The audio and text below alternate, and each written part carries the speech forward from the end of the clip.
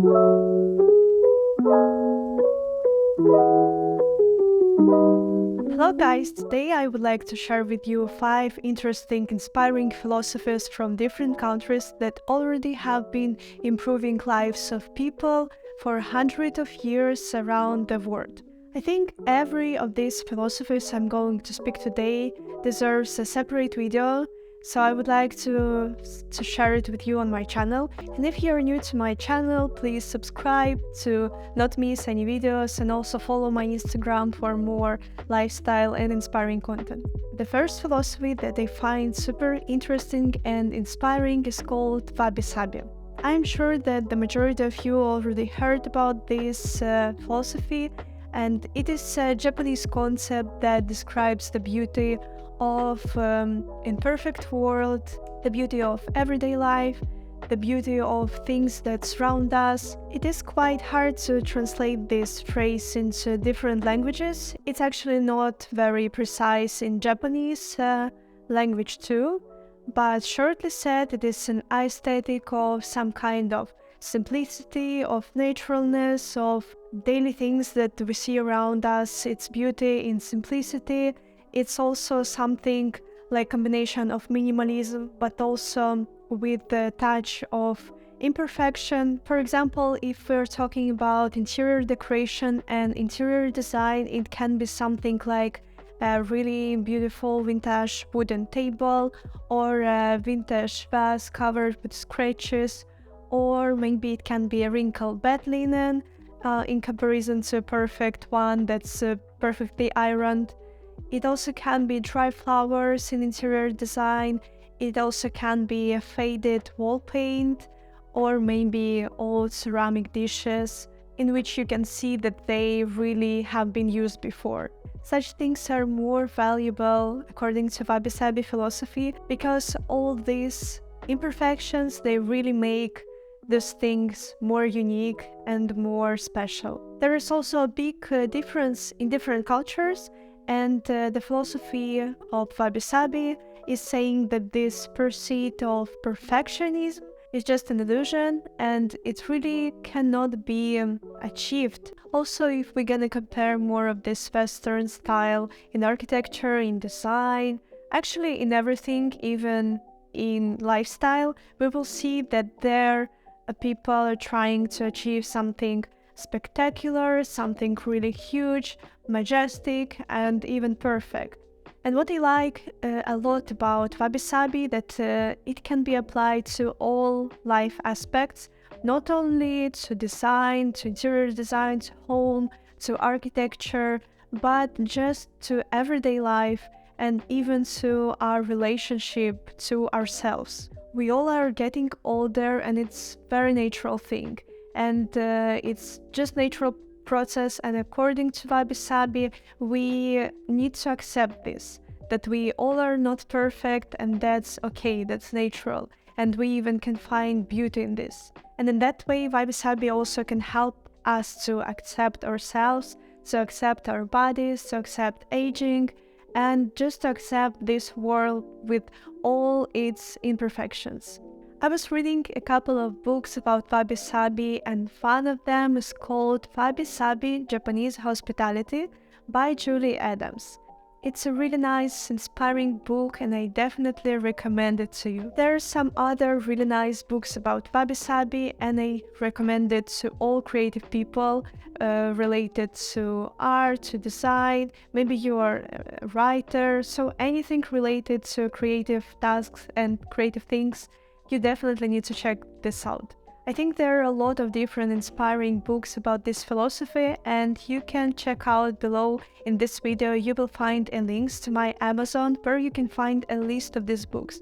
I also collected their nice decor that I found on Amazon, so if you are interested in decorating your home in wabi-sabi style, you also can check out these links. Second philosophy I would like to discuss with you today is called LAGOM. LAGOM is a Swedish word that describes the moderation and some kind of balance. LAGOM is also can be applied to everything from choosing food to furnishing your apartment. LAGOM is saying that everything should be in moderation And LAGOM helps people find this life balance. For example, to achieve LAGOM, you can reduce number of tasks scheduled for the week or scheduled for weekends. So you can rest more and you can find this work-life balance. It's also about LAGOM. You definitely need to have 1 or 2 or maybe 3 days for rebalancing and for relaxation during the week. I think you all will agree that to be more productive, you definitely need to rest and need to find time for this. Another tip to achieve LAGOM is, for example, to have 1 extra hour in the morning, so you can get up a bit earlier and you can spend this hour in the morning to give yourself a feeling of time control and also even self-confidence in some sense.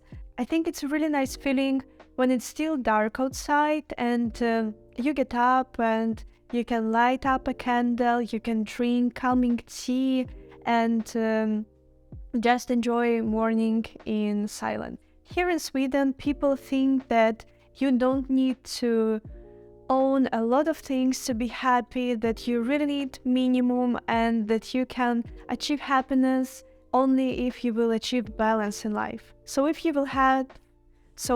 in your life you're going to have exactly as much as you need, you will be able to achieve happiness and some kind of satisfaction from life. There is a really nice book that I was reading recently. It's called LAGOM, Swedish Secrets to a Happy Life by Elizabeth Carlson. I definitely recommend you to check out this book too. If you are new to my channel, right now I'm living in Sweden and Stockholm, and this LAGOM thing is definitely something I see here everywhere. The third philosophy is called Hygge. And Hygge is a Danish philosophy, it's a Danish thing. And before Sweden, I was living and studying in Copenhagen for 3 years. So I spent some time there to learn Danish culture. And if you're interested in the video from me where I would compare Denmark and Sweden, definitely write this in the comments below so I know. Because I was planning this for a long time before, and I think I can compare these two countries in a pretty good way because I know a lot of things about both. But I would say that both Hygge and LAGOM is just something, it's just like everyday life of people. I'm pretty sure that you all know that Scandinavia is considered as one of the happiest regions in the world, and it's pretty strange because weather is not good here, and especially Denmark is really like top of the top every year according to different statistics. And it really would seem that the Danes do not have many reasons for joy and for happiness. Like the climate is definitely not the best.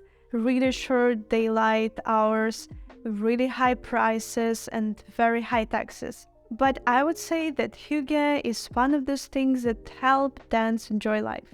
I'm sure you all will agree that if you're going to be more in present time and if you're going to focus more on now and present rather than on future or on past, you're going to enjoy life more. And this means that you will be more happier. And I think this is just one aspect, of course, of this happiness in Denmark, but still it works. Here are some things that you can do to feel this Hygge feeling, this Hygge moment when you really enjoy now.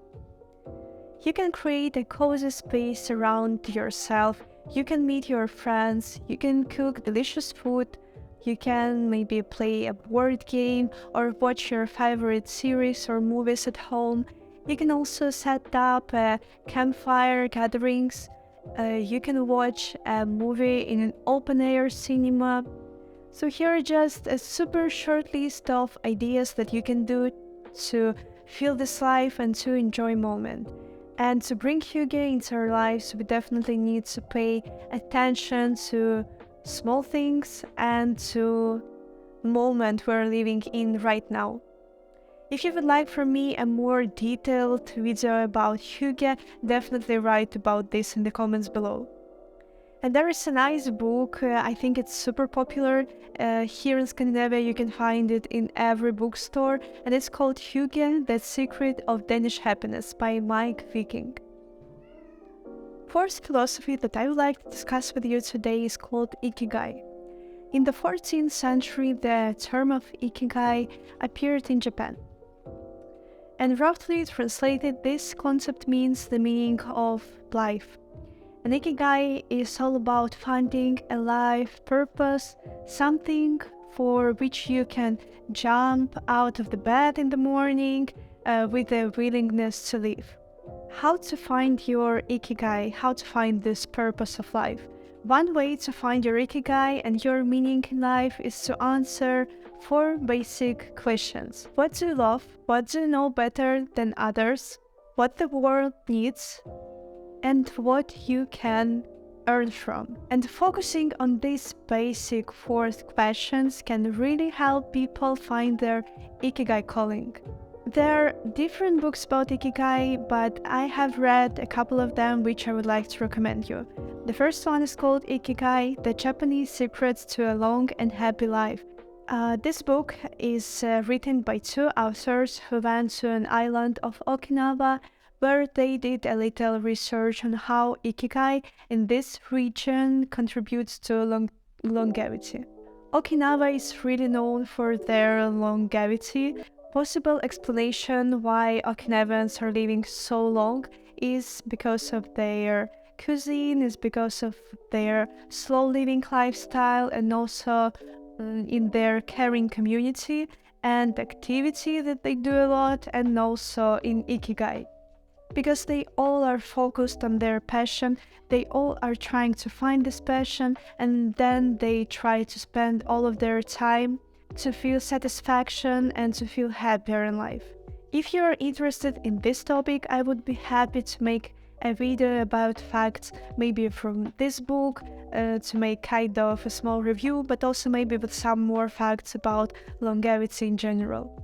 Another book I would like to recommend you is called Ikigai, The Meaning of Life in Japanese, by Monge Ken. The author here gives examples of different people who, in spite of everything, are completely devoted to their favorite business, to their favorite passion, to what they're doing with their life.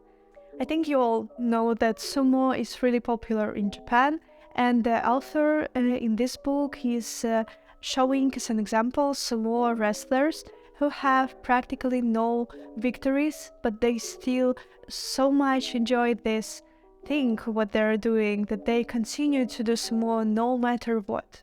Because it's really something that makes them wake up in the morning and enjoy every day.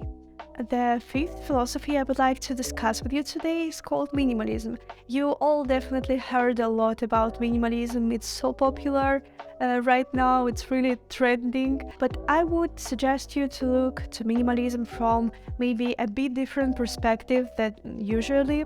And what I mean by that is that usually when you hear minimalism, you probably really imagine a super empty space with white walls, a person who is wearing one t-shirt for the whole life. I would like to suggest you to look to minimalism just as a tool. Minimalism is definitely a way of life that's aimed at its simplification, and it's aimed at the rejection of excesses and everything that prevents from focusing on important things and focusing on life itself. A few tips from the philosophy of minimalism would be to keep house in order, do not litter your space. So if you are new to minimalism, the tips with which you can start to learn more about this philosophy is to start keeping the house in order and start more to think about this.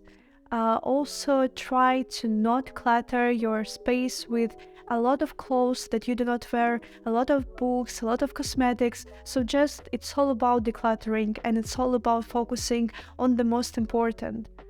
There is also an aspect of digital decluttering and digital minimalism, which I find so important.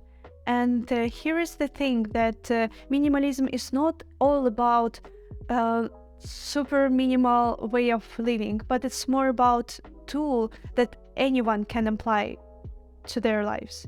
There are a lot of different ways of decluttering your home and of keeping your space as minimal as possible, and one of them could be to take all of your things and keep them in the boxes, and just try for a month to see how many things of these things that are right now in the boxes, in the bags, do you really need. And if you need them, you keep them and you just take them from these boxes. And then you will be able probably to see what exactly you don't need, so you can easily get rid of this. Another thing that embrace minimalism is to keep your thoughts in control and try to think more positive. Get rid of negative thinking and get rid of different gossips. There are so many different blogs and books and resources in the internet about minimalism, and one book I would like to recommend you today is called Goodbye Things. It's a really nice book, and I also leave a link below this video, so you can find this book on Amazon. Also, if you don't want to collect too many real books, you can read them in digital format. That's a perfect way. I actually read a lot of books in digital format rather than in real life, but I like to collect some books that I find inspiring, so more like coffee table books, I would say. Please write in the comments below if these philosophies were interesting and inspiring to you, if you feel connected to them in some sense, in some way. I definitely find them super inspiring, and I want to apply them in all aspects of my life, both at home, both in my creative life, in creative things, and also in relationship to myself and in lifestyle. Which one of these philosophies do you like the most? Please write the answer in the comments below. It's really interesting to know. Don't forget to subscribe to my channel to not miss any of the videos. It's so important to me. Also like or dislike this video and follow my Instagram for more lifestyle and inspiring content. See you in the next video. Bye!